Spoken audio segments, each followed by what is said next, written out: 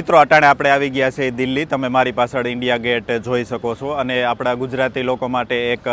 Informative વાત કરી દઈએ તો જે પણ આપણા ગુજરાતી ભાઈઓ દિલ્હી ફરવા આવતા હોય એને બધાને એમ લાગે કે દિલ્હી ફરવા આવશું તો ત્યાંની આપણે રિક્ષા ભાડું કે ટેક્સી ભાડું વધારે છે, પણ મિત્રો તમારે મેટ્રો યુઝ કરવાની દિલ્હીની। અને મેટ્રો મિત્રો એકદમ સરળ છે, તમને જેટલી ત્યાંથી વિડીયોમાં જુઓ તો અઘરી લાગતી છે, તમને થોડું પણ વાંચતા લખતા આવડતું હશે તો એકદમ ઇઝી મેટ્રો છે અને તમે અહીંયા આવશો એટલે તમને એકદમ સરળ લાગશે દિલ્હી મેટ્રો। મિત્રો આપણા જે પણ ગુજરાતી આવે એ રેલવેઝમાં આવે તો દિલ્હી રોહિલા સ્ટેશન ઉપર ઉતરો તો ત્યાંથી શાસ્ત્રીનગર મેટ્રો સ્ટેશન થોડુંક જ દૂર છે,